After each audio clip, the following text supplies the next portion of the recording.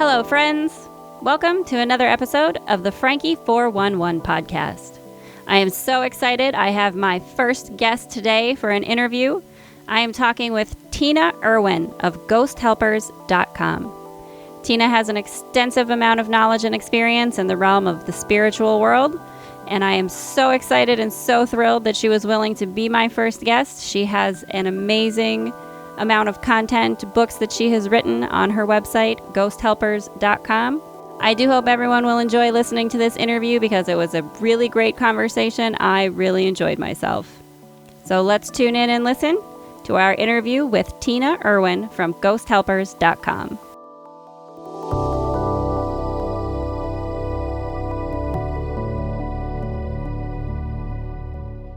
All right. Thank you, everyone, very much for tuning in. Today, we have Tina Erwin here with us to talk to us about her website, 𝓕𝓻𝓪𝓷 and the various services she has available. Tina, thank you so much for coming on and being on this podcast with me. I really appreciate it. I am so thrilled to be here. You have no idea. I look forward to this. So thank you. I'm so happy you're willing to talk with me. So can you give us a brief introduction of yourself and what it is you do with 𝓕𝓻𝓪𝓷 and just a little bit of kind of how you got started? I spent 20 years in the Navy. I retired at the commander level. Oh, wow. And all while I always knew I had some psychic ability. I mean, we're all psychic. You can't drive a car and not sense the guy next to you or the person in front of you, or if you're a parent, sense your children or your pet. So all of that is that other sense that you depend on every day. Mm-hmm. But for some of us, it goes a little farther. And as time went on, the things that I could do began to develop more and more and more. My husband and I lived in Italy for 3 years. And when we moved back to the United States, we moved to Charleston, South Carolina, and everything in Charleston is haunted. Everything. Of course. You just have all kinds of things to sense things off of.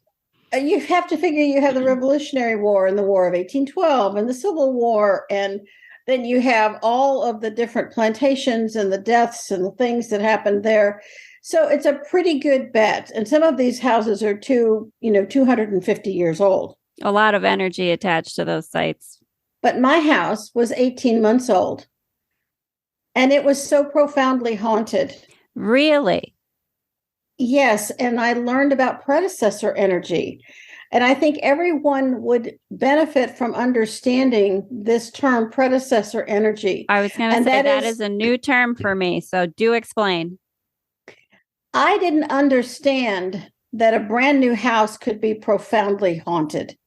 And I since learned, because I study everything I can get my hands on, that a location can be haunted even if the old buildings are torn down and it's just leveled.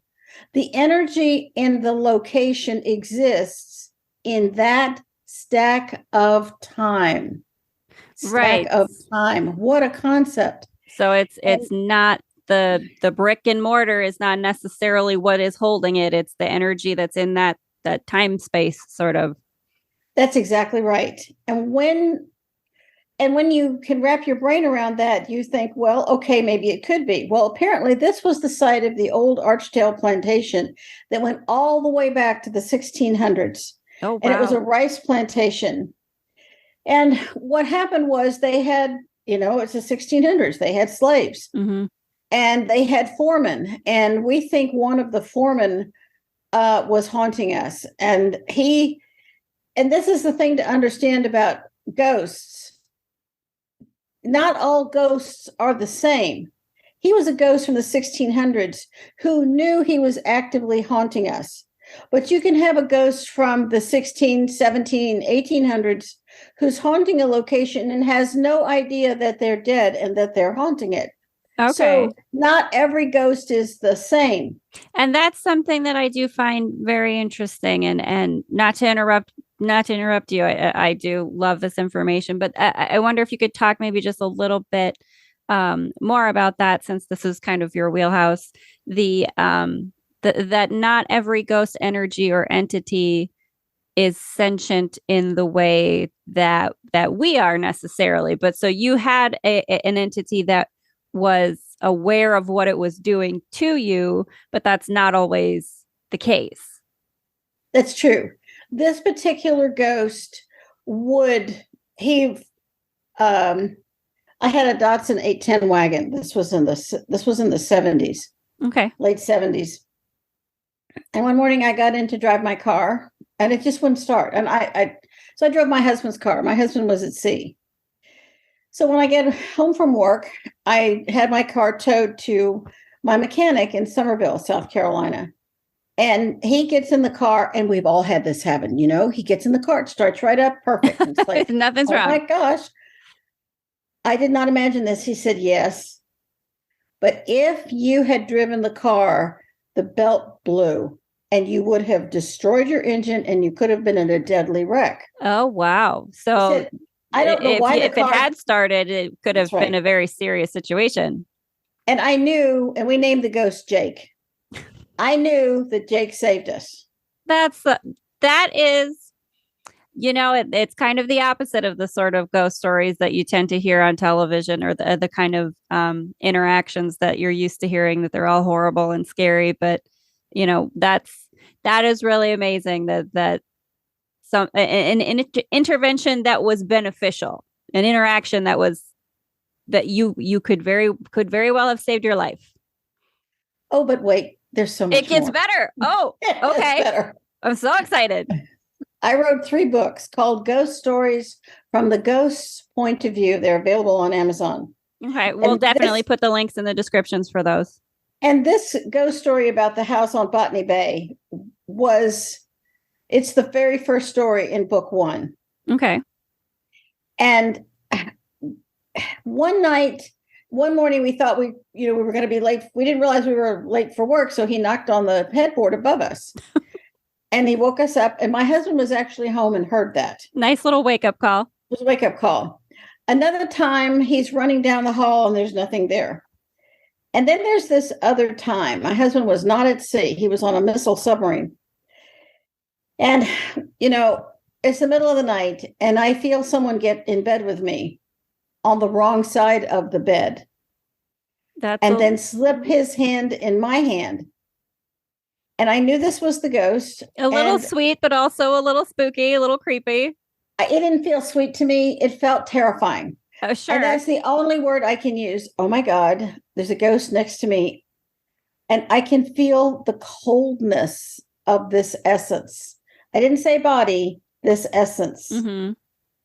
And I didn't know where else this was going to go. Yeah, that's definitely you've heard those kind of stories too on various different podcasts, in interactions with ghosts that are not so comfortable. And then he lets go, but very, very, very slowly. And I was frozen. I couldn't speak. I couldn't tap my husband. I couldn't say a word. I couldn't move. It's like I was paralyzed in bed. Mm-hmm. And I'm bringing this up because I now know what to do. But, in 1980, I had no idea what to do with this. Well, that's certainly you didn't have the internet to go look up and looking for answers either. Well, even the internet would have had a tough time with this. The internet would have said, "Oh, burn a little sage." Sage is worthless. Right. And tell you, to some of it is a little bit, I think sometimes the answers you get from the internet go automatically to it's some kind of an evil entity and you have to banish it and do something really drastic, that it's on the side of feeding into the fear of the situation, the fear of the unknown of the situation. That's very true. I also felt that this ghost needed to cross over. So I contacted the Duke University School of Parapsychology. They were clueless. They said, we have no idea what to do with them. We just study them. But we don't know how to help you. We're clueless, so don't bother us. So we're not the Ghostbusters. We don't know what to do. We don't know what to do. And I never did. It took me years to figure it out. So how long did you sort of live and exist with this entity or energy being around you then? almost 7 years. That is a considerable chunk of time. And he was a thief. He stole a gold bracelet, a gold coral bracelet, diamond earrings, contact lenses, my son's tennis shoes, my wallet. I mean, nothing was ever found. So things just went missing and were just up and gone. They vanished. Okay. So you put both earrings in the solution to clean them, and when you wake up in the morning, one earring is gone. You put both contact lenses in the solution to clean them, and when you wake up in the morning, one of them is gone. So and maybe a little bit of a trickster, a little bit of being a little playful, maybe, or mischievous. So we decided to do research about where we were living, which was in the old Archdale Plantation area. The entire neighborhood was haunted, and all the real estate agents knew it. So my neighbor, is just common knowledge. They didn't have to disclose, I suppose, at the time. They do now under South Carolina law. You have to reveal that your house is haunted. So obviously it's a real thing. One neighbor had all of her furniture rearranged every morning when she came downstairs, and she never heard a thing. She was so terrified she moved. I would too. I mean, every morning. Every morning. Another man heard horses in a stable all night long. So he figured his predecessor energy was a stable. Another woman would come downstairs and she would see a rocking chair facing a blank wall, rocking and rocking. Oh, that's kind of classic horror movie. I think even now a lot of people would prefer to move rather than stay in a location where you have activity like that on a regular basis. That's true. We just didn't have a choice in the matter. So when we finally moved, he didn't go with us. We moved to a place of all places in Virginia Beach called Witch Duck Point, where they used to duck witches for witchcraft. Oh, wow. Oh, my. That house was not haunted, thank God. Can you imagine the kind of spirits that you might have had, though? That could have been some upset energies, I would think, for what would have happened there. Exactly. So it started with Jake trying to understand, well, if I don't want him here, you can't banish a ghost. You can't order them away. You can't say some magic spell. You have to do something that's far more powerful to cross them over.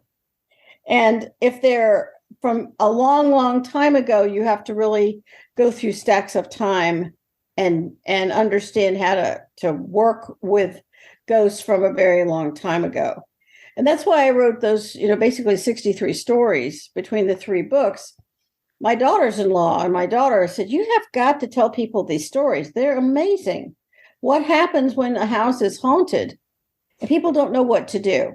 And so in your experience, do you have to maybe sort of cater whatever energy work that you're doing to assist them on a case-by-case basis in some situations? Is there sort of having to understand that entity and what they might need, if that makes sense? Well, I thought that at first, but after you've moved on millions of souls, you don't have that kind of time.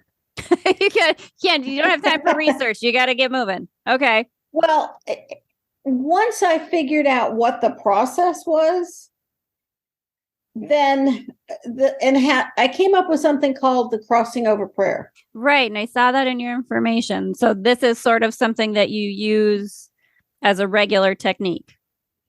Yes. And I have people who write to me from all over the world, and they'll say, oh, I need you to get rid of this ghost. And I'll say, you know what? I charge for what I do. However, the crossing over prayer on ghosthelpers.com is absolutely free. Say this over and over and over, and you'll feel a shift. And you might find that that's all you need. I mean, if you really want to pay me, that's fine. But wouldn't it be nice if you could do this yourself? If you don't have to pay a medium to remove your ghost. And that was the whole point of the crossing over prayer. You shouldn't have to use or find or figure out if you can trust a medium to cross over someone you love. When you use the crossing over prayer, you're connecting directly to God. There's no intermediary. And I have to say, that is a really that's very refreshing and very different, because you do see it's difficult to find people who aren't just out there to make a buck, that you are in it to be helpful, and you offer this to people free of charge, that prayer, that process, that it's not about, turning a profit for you. You're genuinely trying to help people, and I think that's so wonderful. That's it's something that you don't always see, especially in this kind of, I don't know if you would call it an industry necessarily, but in the world of anything paranormal, supernatural, psychic, it can be very difficult to find the people who are true and honest like you. And I think that's really wonderful that you offer that available to people for free. Well, thank you for saying that. And it's not just the crossing over prayer on that website that's for free. There's a video on what happens when I die. That's a complete explanation. There are crossing over the compassion prayer for suicide. If someone has taken their life, what prayer do you say? That is something that is such a difficult thing. I mean, grief in general, when you lose someone, is difficult, but that I have had several suicide situations in my own family personally, and I know it's there's a certain stigma to it that you don't want to talk about it, at least in this sort of conservative type area that I'm from. So that is, again, wonderful that you offer those things, because some of it, to some degree, I think is helpful for people in terms of a grieving process and being a bit more, I don't know if comfortable with death is the right way to say it, but I do think that we as humans in our consciousness, we have such a discomfort with death, even though we all are going to die. It's going to happen. Right. And so I do think that's great that you offer those things, the what happens when you die, and explanations that might help people not be so afraid of our own mortality, which is something that is inevitable.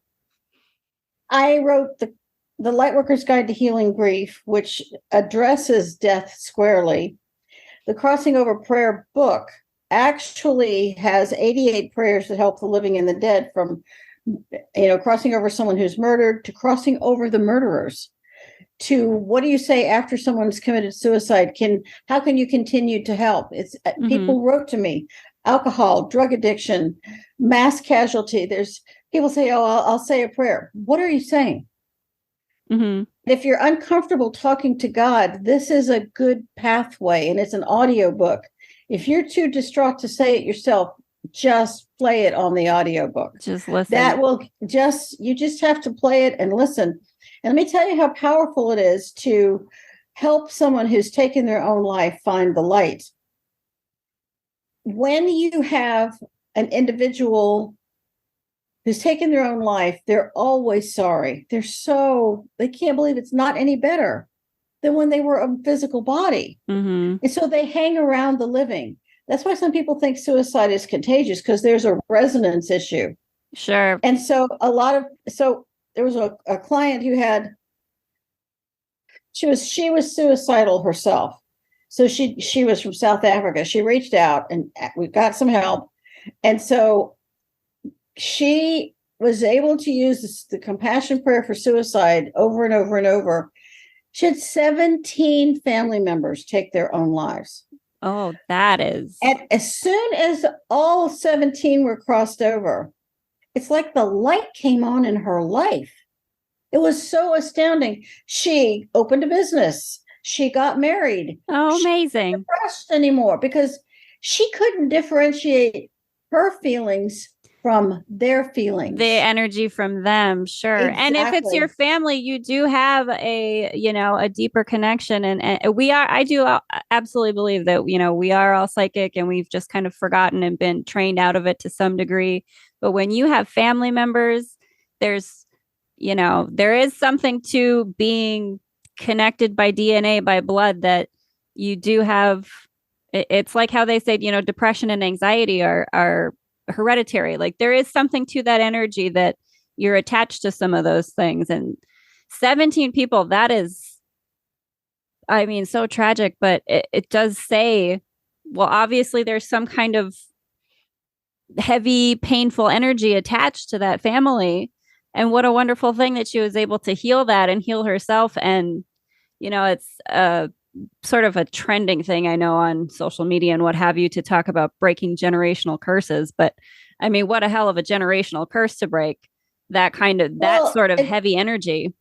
Thank you. That is exactly, I try to steer away from the word curse only because people feel they're doomed with the word. Sure. But think about it. She reached out and asked for help. And when she asked, it was offered in a kind way to her relatives without judgment, without prejudice. It's not up to us to judge.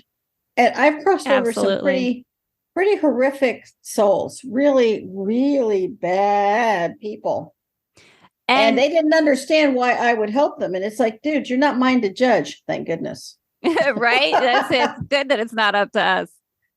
And, exactly. I do think that is something very important, because again, there is, there's a certain, I think, I don't know if stigma is the right word, but we do get sort of caught up in the idea, like steering away from the word curse. We get caught up in the idea of people being completely irredeemable or feeling that we ourselves are irredeemable or unlovable, when, really, truly, and it's something I believe, call it God, call it source, call it the universe, however it resonates with you, you are unconditionally loved, no matter what you've done, no matter who you've been. And so even if someone has done something horrible, and I do think it's wonderful you do this work to say, you know what, you still deserve to cross over and to move forward and to move on. Because we at our core, we're all connected, right? We're all made of the same stuff. And so we all deserve love, and we all deserve to be freed of those heavy energies that we may have gotten trapped in that we didn't intend to be. I think that's absolutely true. And I grew up in North Carolina. It's a fabulous state. I love it. But when I grew up, there was a feeling, well, I mean, a lot of churches said that you were born in sin and you died in sin. Mm-hmm. And when I'm encountering ghosts, I mean, some of these are the sweetest, most loving people and they're ghosts. And I said, did you see the light when it came for you? And I can remember this one, grandma, sweetest person. Everybody adored her.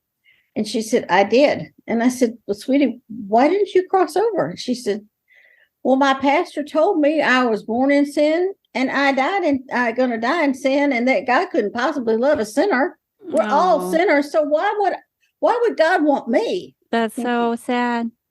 But isn't that so true? So many people, believe that they're so unlovable and so unworthy because they were told, and I really do. I think it's wonderful that you give the same love and compassion, regardless of what the entity might be associated with in their human physical life, because you never know where that unworthy feeling might have come from in them that would have caused them to be or to do whatever they did.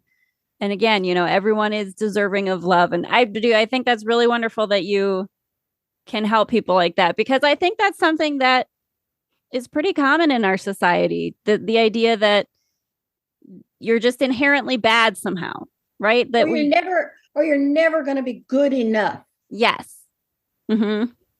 You're never good enough. And I see this when you see Christ on the cross, and it is the largest. I know people will be upset with this, but it's the largest tool of black magic, because it perpetuates the torture of a great master, of a great being. I've been all over the world, and I was in caves in Italy where the original Christians hid from the Romans. Mm-hmm. And in churches in Siena, and the depictions of Christ, every time he's whole and perfect and his arms are out welcoming everyone. Right. There is no torture.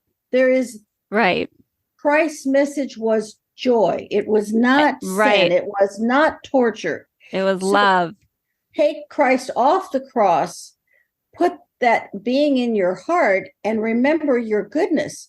There is no learning in perfection. If every one of us were perfect, we would not be here. Absolutely. We wouldn't need a mortal experience. Right. You're here to expand and to learn, and to be imperfect is how you do that. It's how, making mistakes is how you learn. It's like they say. And I do think that's very true. I understand. Yeah, some people might be upset by that, but the image of a crucifix, it's always been really hard for me. It's it does seem like a guilt trip.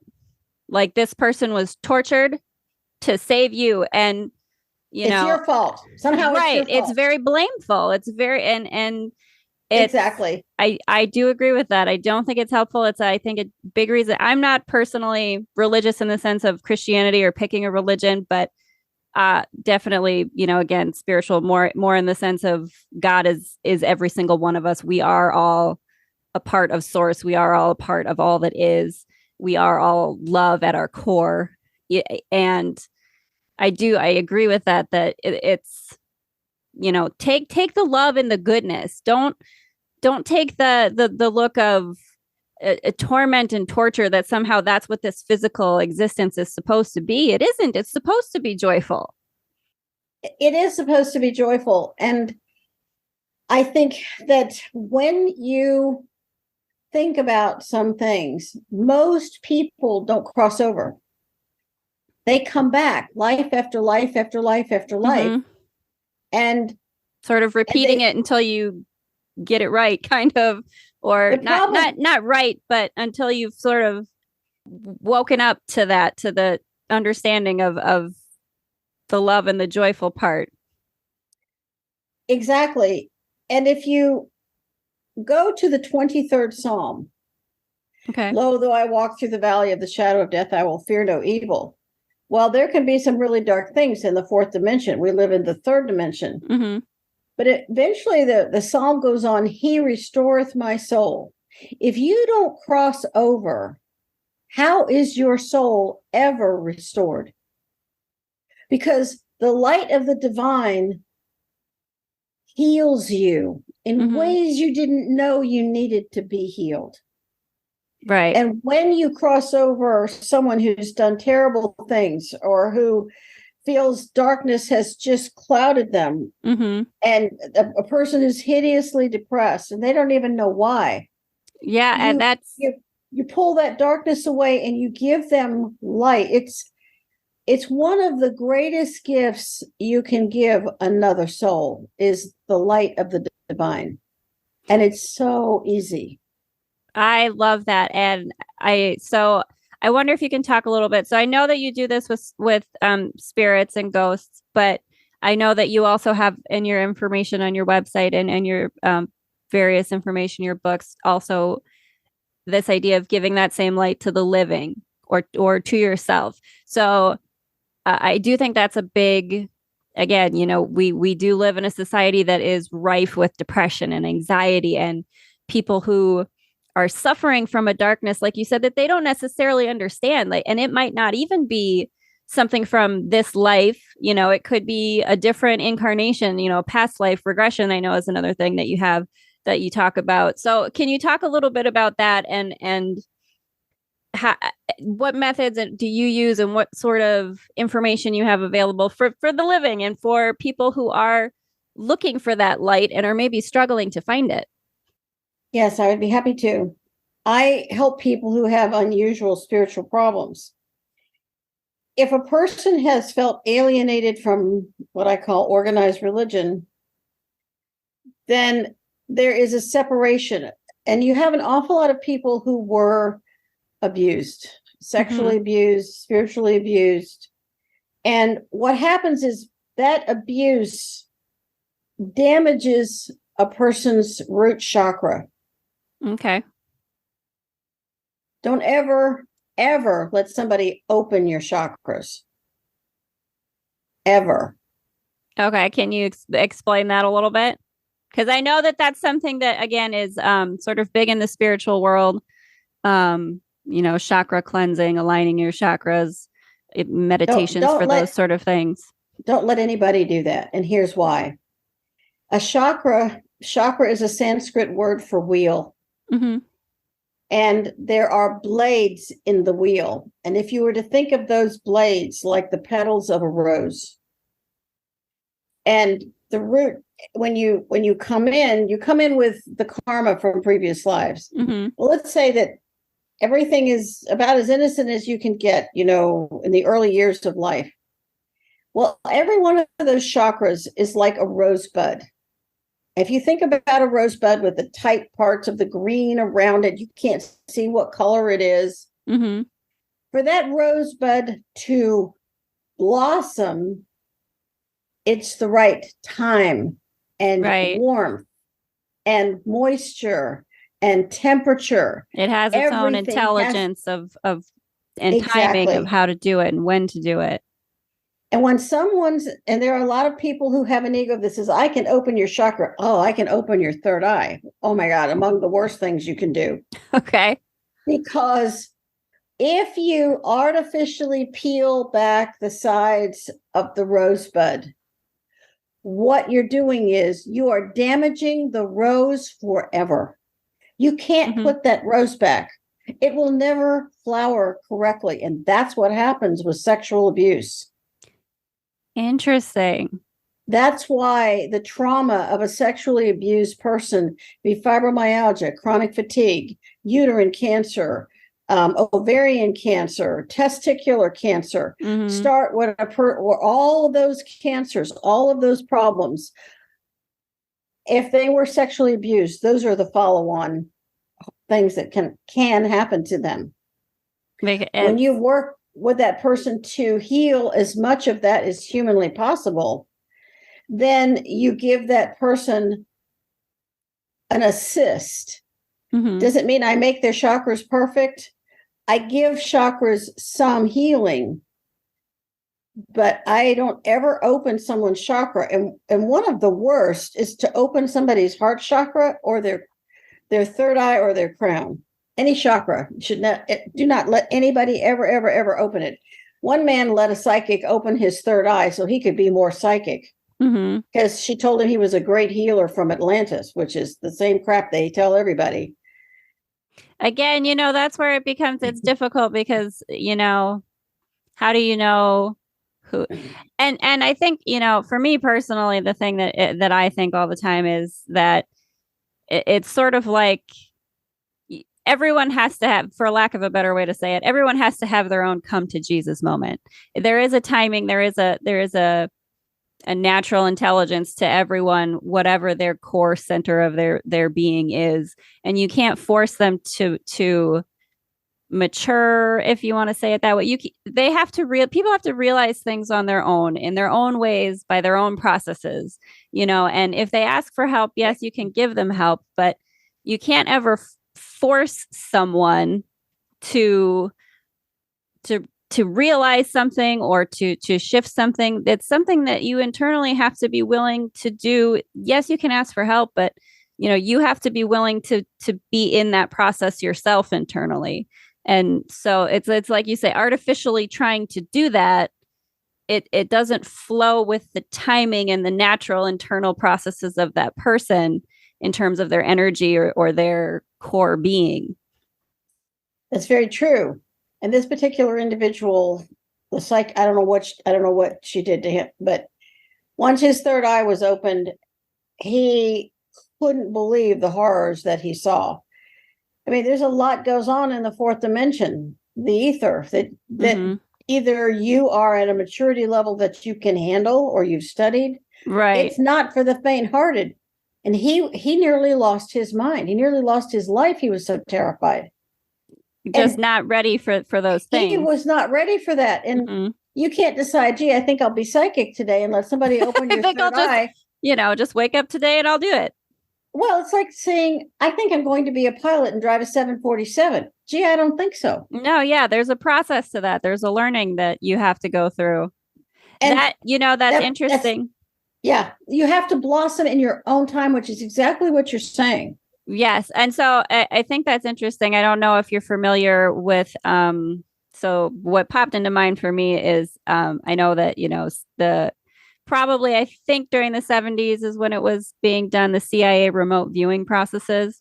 And they Oh, talk it's still about, being done. right, that they're still doing it. But at the time, and various rabbit holes that I've gone down, they do talk about how some people really did lose their mind because they were essentially forcing this sort of psychic ability, or training them very rigorously into these psychic abilities to a degree that these people were not prepared for in themselves. And there were people who were losing their mind over it, who were becoming very disturbed over it because they just weren't prepared for the other things that come along with opening yourself to that kind of psychic process. So it is, that is, as much as, maybe you watch movies or TV or what have you, and it might be exciting to think, oh, I'm being a psychic, or seeing things in another dimension, or seeing different levels of reality. You do have to be prepared within yourself for that, or it can be more than you can deal with. It can be too overwhelming for your human ego self, wherever it is in your journey. And that's why you have to be careful if you go to a psychic workshop and someone says, I'm going to teach you to be psychic, but they never teach you protection. How do you protect yourself in the ether? And what does it take? They don't explain vibration. They don't explain the karma of what you're doing. Okay. And how that karma comes back to you. I have 2 books out. Actually, I have 3 books out on karma. And the point here is that I do remote viewing. I stumbled on it. It was shown to me. It was an accident, and somebody decided I was ready. Yeah, it was an accident, or maybe it was supposed to be. The timing was right. Maybe that's a better way to say it. And it was so exhausting to do it. And then I had to learn what's the spiritual law that's attached to remote viewing. There's so many laws that are attached to that. I had people call me up and say, listen, my neighbor owes me money. I want you to remote view him and go into his brain and force him to pay me. And it's no. Whoa. Boundaries, people, boundaries. Oh my gosh. No, I want you to teach me remote viewing. I can make so much money doing healing. It's like, that, so. That is, but that's part of that process of, if you are not in a pure place, if I don't know, maybe not the best way to say it necessarily, but if you're not coming from a place of love when you're looking into doing these things, if you're coming from a place of, again, I want to make a quick buck, or I want to manipulate this or that situation to my benefit, it's, if you are going to try to do that, it is going to hurt you, because again, we are all connected. So when you put that kind of energy out towards someone else, oh, I want to manipulate that person into paying me back, that's going to hurt you somehow, that because you're sending out that kind of energy to somebody else. That's, the entirety of our existence is a mirror. That you get what you put out. What you put out comes back to you. That's exactly right. It's the pebble in the pond. Mm-hmm. When you drop something, it sends out all of these beautiful ripples. Well, sometimes you drop a pebble, and sometimes you drop a freaking boulder. Mm-hmm. And what comes back to you isn't what you think it was. And for the man whose third eye was opened, it was horrible. And you keep talking about we're all connected. Mm-hmm. Let's talk about the science behind that statement. Yes, let's do. Because one of my trademarks is explaining the physics of metaphysics. Okay. Metaphysics is beyond the physics you think you know.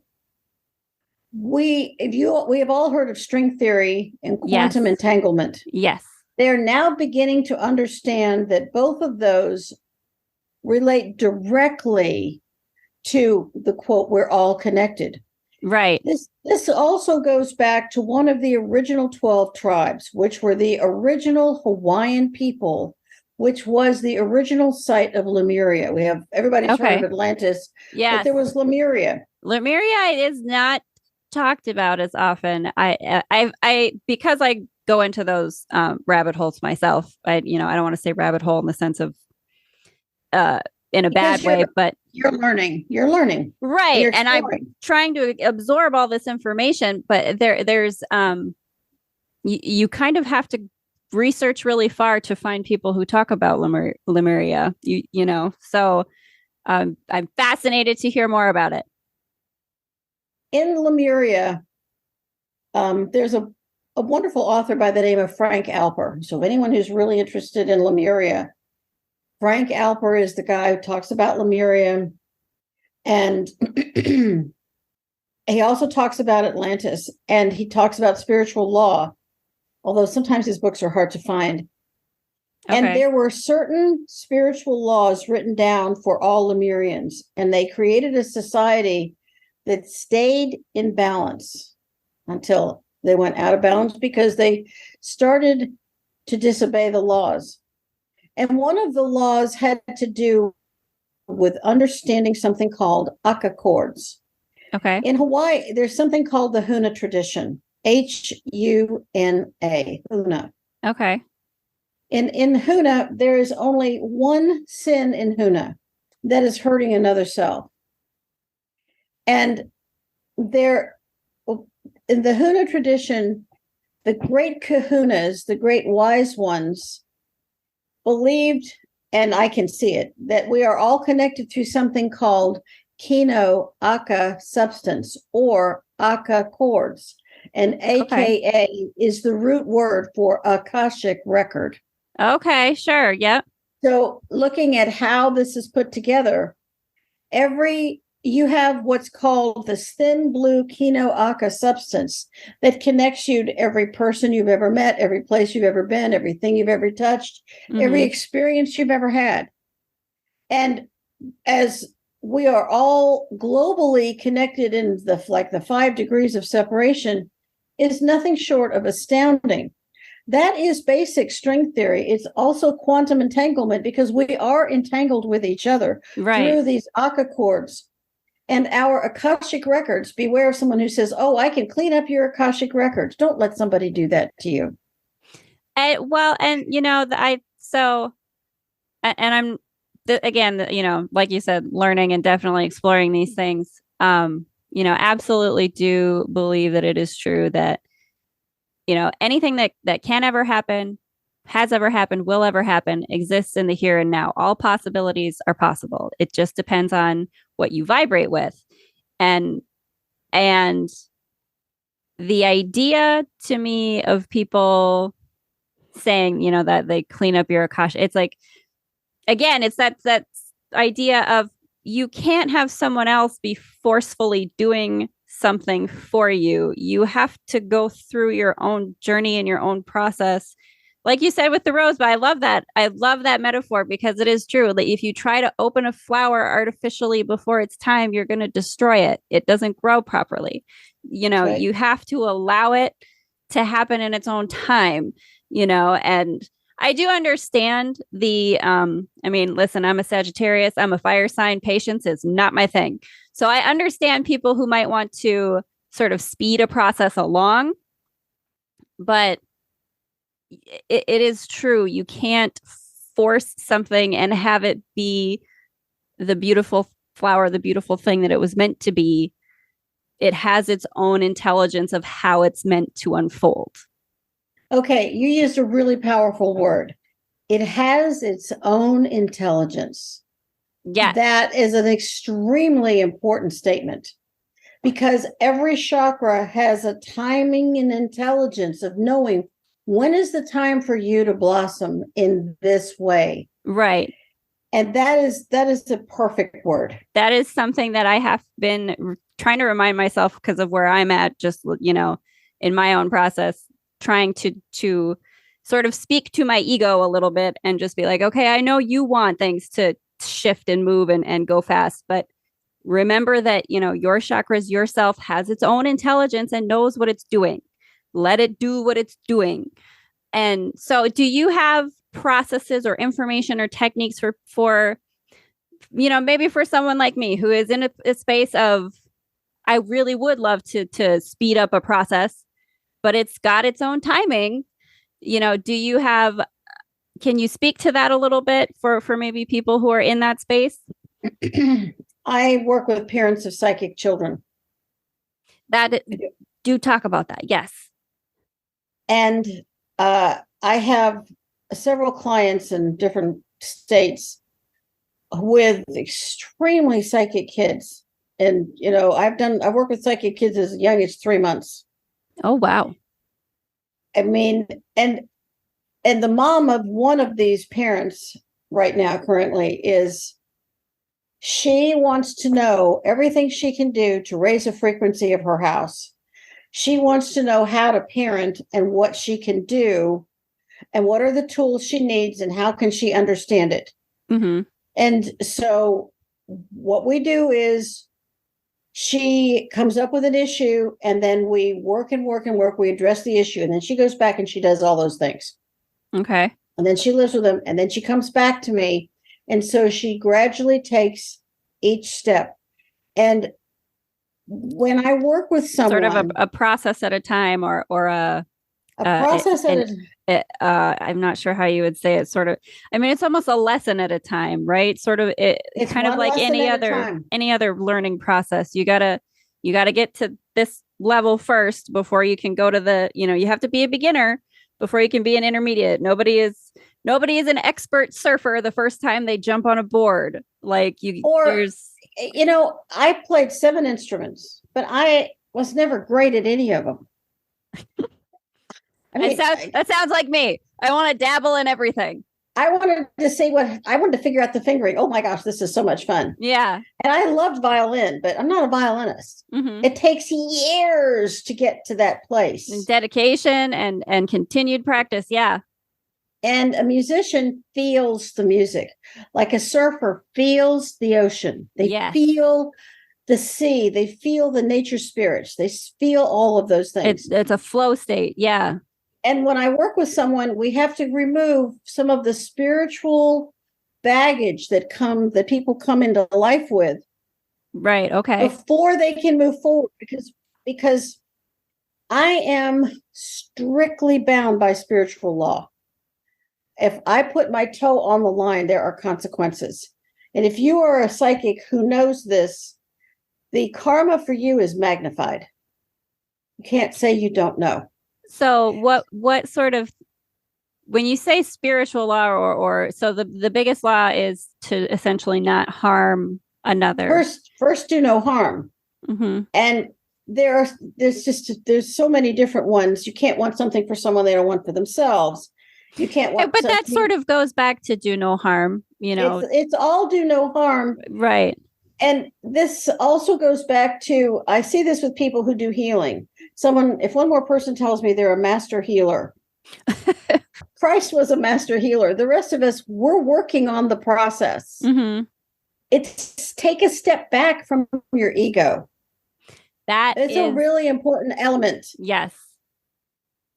And when someone can do healing, sometimes they can do astonishing things. And sometimes, no matter how hard they work, nothing changes. And instead of railing against it, stepping back and saying, this isn't mine to heal. This person has to go through this, and respecting the other person's process, even if it breaks your heart. Well, because it might be that's the thing I think that's difficult. And again, because we all have to, it really all comes down to us on an individual level. There might be something, maybe you are dealing with an illness or depression or whatever it is. There may be something that you, the core you, your soul, your source being, however you want to say it, that you're supposed to be learning, that you're not getting it. You're not picking it up. There's something that you're supposed to be getting from this. And again, you can't artificially fix it if you're not willing to learn from that, whatever it is not your ego self, right? But your spirit self is intending for you to get from it. That's very true. And you have to respect someone else's wishes. And this, I bring up healing because a friend of mine, as a divorce attorney, was dying of breast cancer. And this story is in one of the ghost books. I think it's the first ghost book. And so I get a phone call from my friend, and she said, "Oh my gosh, my divorce attorney died and she's haunting me and she won't leave me alone." Oh, wow. At 7 a.m, she says, "Wake up and do something." Oh, hello, wake up call to you. I need an immediate emergency fix. Fix this. It's like, okay. So I remote viewed her place, and there's her divorce attorney, and she is telling my friend what a bad person she, the attorney, is. And so I got her into the spirit is thinking right, that of herself. And I put her in a safer space. And when I have a person who is tormented like this woman was, I bring in an angel to provide comfort. Okay. Anyone can do that. I'm not special. Anyone can humbly request the services of an angel for themselves or another person. I will admit to having done that myself, and good for you, because you help for myself when I am in a space of I don't know who else to go to, Perfect. That's just perfect. You have really good instincts. And she was so angry because a different friend brought all these healers in, and they were forcing healing on her. And she's furious that they did that. She felt like these women prolonged her death. Interesting. Okay. Prolonged her life when she was ready to die. And right. It was a very interesting conversation. I was so blown away by this conversation, because her point was, I don't deserve to live because I successfully engineered so many divorces and I hurt all these children. And she had a husband and children who adored her, but her guilt, her perception, right, of herself was so dark. Yeah. And what I really feel that because you look at it from an outside perspective and you say, okay, but if a marriage isn't working, it's better that they separate, because it can become such a different beast, a different harm to the children to be watching a relationship that doesn't work. That's not good to teach them that.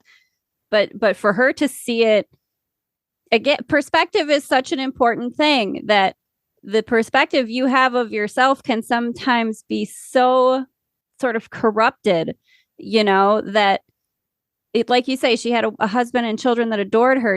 It's such a strange human trait that we have, isn't it? That we have this tendency to perceive ourselves so much worse than other people outside of us do.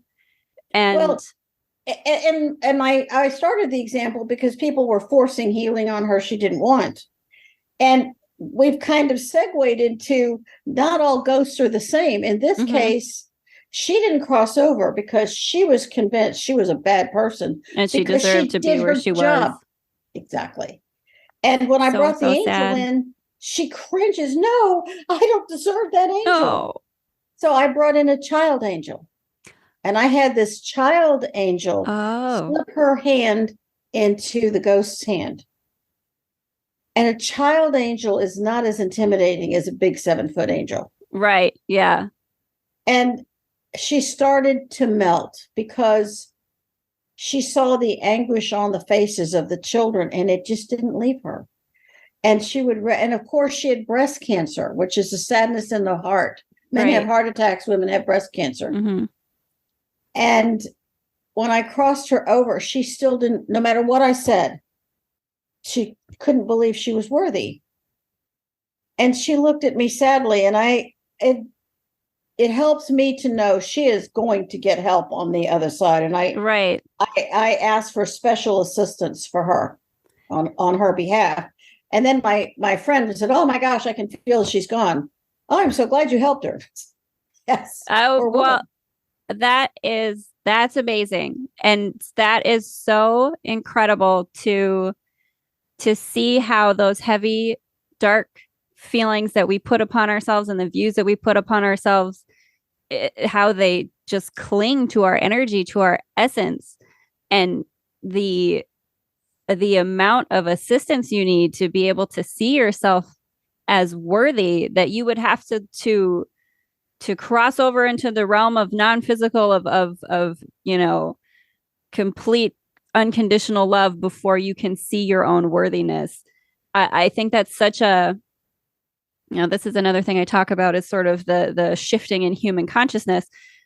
I think it's such a big thing that humans are sort of on the brink of figuring out collectively, our inherent intrinsic worthiness, that, if you weren't worthy, you wouldn't be here. No one comes in here being unworthy. So I wonder if you can talk a little bit about what maybe you experience in the work that you do in terms of, because you've been doing this for many, many years, right? Oh yeah, very long time. So can you talk a little bit about maybe the shifts that you have seen, or the growth in the collective human consciousness and in spirit? That, because one of the things that I know is talked about in these sort of energetic vibrational realms is the idea that we are sort of upgrading, leveling up as human consciousness, right? Like that we are in this transitional space of upgrading as a collective consciousness. Do you see evidence of that? Do you see evidence of a collective growth of human consciousness? I don't think I'm qualified to answer that. And I'm being honest. Okay. No, I appreciate that you're honest about it. I do. I think because I don't know everything that's going on the planet in the way that you're asking. I know other things, but not that. Okay. I know that there are very good people who are in a variety of difficult situations right now, and they are looking for answers. When a student is ready, under spiritual law, a teacher is required to be placed right in front of them.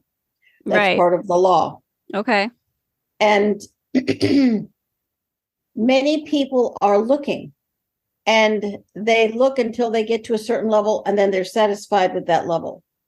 What those percentages are for all those levels would be impossible for anyone to calculate unless you were, a member of the Great White Brotherhood. Okay, so you're looking at this from a global viewpoint, and I'm not privy to that information. Okay. See, and that is something that is part of my exploration a little bit, is this idea of humanity as a species coming together in a more global way in our collective consciousness. And just, even if obviously everything starts small, right? But even just in the sense of more people waking up to our interconnectedness, the fact that we are all connected, and understanding that to have compassion for someone else is to have compassion for yourself. To hurt someone else is to hurt yourself, and which is 𝓲𝓾𝓪. That is absolutely a statement that would have come right out of 𝓲𝓾𝓪 teachings, the great Kahuna work. Okay. Which goes back to the original 12 tribes, which goes back to the original spiritual teachings given to Earth. Okay. And what I will say is that there are thousands of spiritual podcasts, and I'm doing podcasts all over the world. Yes. And there is this, my sense is there is a growing curiosity. Right. And people, the problem is when someone says they're psychic, they think, the hand in the window and the crystal ball. And right. You look like a gypsy. Tell me what the winning lottery numbers are, kind of thing. And right. And without understanding that it doesn't work that way. And one of the reasons the movie Ghost was so popular was because it was an accurate depiction of life after death. And it was an astonishing blockbuster. It was a really good story. It was really, really well done. Mm-hmm. And it was chillingly accurate for what happens after death. I mean, down to some of the finest details. they really got a lot of things right. The Sixth Sense, that was incredibly popular, low budget film. And what you're finding is more and more people want to talk about it, but they don't necessarily want the person in the pew next to them to know that they're interested. That is so true. That the curiosity is there. I find this with myself, that I absolutely want to have these conversations, like and explore this and meet more people like yourself. But I'm finding that even when I have these conversations, feel like you have to qualify what you're saying with, I know this sounds strange, or this might not be mainstream, or, call the things by whatever name makes sense to you. There's not a freedom and a fluidity in being able to just openly have conversations about these things, even though there's such a thirst among people for more knowledge and understanding, and the comfort that comes from more knowledge and understanding. That's very true. I was on a plane for 5 hours with a scientist from some brain college in Massachusetts. I don't remember where it was. Okay. And I was writing, one of the many books I've written, and he said, "I'm sorry, I'm reading over your shoulder, and can I ask you these questions?" And we talked for 5 hours. He couldn't get enough. Oh, and I love it. Super left brain scientist. And I said, dude. Right. Very rigid reality, the structure and rules. I worked for the submarine force for 20 years. These men deliberately submerged their ship. You got to be freaking psychic. You have to feel the ship. You have to feel your crew. You have to feel what's going on. You're still super left brain. You got to make that reactor work. You got to make sure that your armament's working. Mm-hmm. But I was talking to a friend who was captain of a submarine that collided with a Russian submarine back in the early 70s. That is a terrifying story, I'm sure. And he said, I knew something was going to happen. I knew it. And I could feel it coming. And I did. And he went down the list of everything he did to stop it. Mm-hmm. He said, I knew this was a problem and this was a problem. And so I did this and I did this. I carpooled with him. And he just went on and on about how hard he worked to stop it. But he couldn't stop it. And I've talked to submariners who knew something was coming, and some of them were able to do heroically amazing things the public will never know about. And that is so incredible. Lord, these men are super, super psychic. And isn't it amazing that is such an incredible story? They're so very intuitive, but it's not something that is within this, certainly in the military, and certainly at the time that I'm sure that this happened. You can't talk about it like that, because then you're going to sound like a loon, right? But I don't want to be offensive when I say that, but he did talk about it. He did talk about it when he came. But in the moment and in the situation, you couldn't be telling your men that you just have a feeling, right?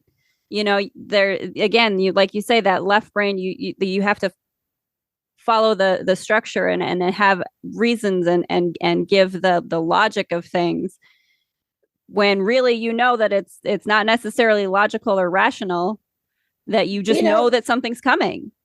We should do a whole show just on premonitions. I would love to. I would absolutely love that. Let's please do. I think that is because so many people have them. Mm-hmm. They don't know what to do with them. And I'm going to say that that's something I am experiencing. I would absolutely love to have that conversation with you, because, and I know that we're up to an hour right now. I don't want to take up so much of your time. I really do appreciate, I am loving this conversation, but I absolutely am currently experiencing very strange things like that, where I dream something and then I see something later and I'll be like, I dreamed that, or like I saw you in a dream, Or I had a dream and I'm listening to an audiobook and it talks about something that I'm like, I dreamed about that just last night. And now I'm listening to it in an audiobook. And it's true. And I'm like, I don't know what to do with that. What do I do with that? That is the feast for another show. Let's absolutely, you have to come back and talk with me again, because I absolutely love it. And that I think that would be a fantastic conversation to have too, especially again, for people like me who are I'm at the beginning of this journey and tapping into these things. And I really don't know what to do with it. And I want to follow whatever it is, but I'm not, it's sort of driving a car at night with the headlights on. There's only so much of the road that you see ahead of you. That's a really good metaphor. That's an outstanding metaphor to use. Don't overdrive your headlights. Yeah, there you go. Just you see as much of the road as you need to see. Just trust that the road keeps going. Yes, and sometimes a deer will jump out, which is where we live, where we have a lot of deer. Oh, yeah. And you get that curveball that comes in and right. Yes, absolutely. That is true. I would absolutely love that if we could have another conversation sometime about premonitions and psychic ability. I would really love that. Okay, that sounds like a great plan. That sounds fantastic. Again, I know we're at an hour. I so appreciate your time, and I don't want to keep you for forever, but I would love to have you come back and have conversations. Is there, I am going to share your links in the descriptions to your website and all your books and information. Is there any kind of last thoughts or plugs that you want to do for yourself? Anything that you might have coming up that you want people to know about? I'm encouraging people to explore 𝓕𝓻𝓪𝓷𝓼.com. All my books are there. There are many, many prayers for a deceased animal. Sometimes animals don't want to leave their owners. I might need that murdered too. Loved one. Yeah, a crossing over prayer for animals.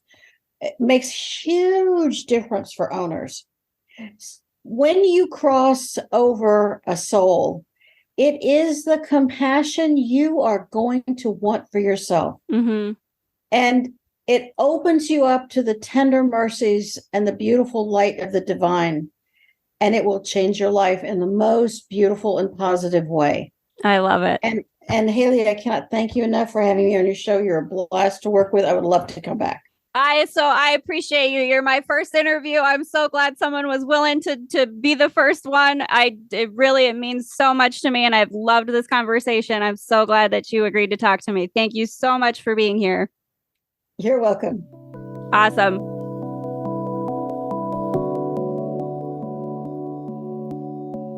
That was my interview with Tina Erwin from ghosthelpers.com.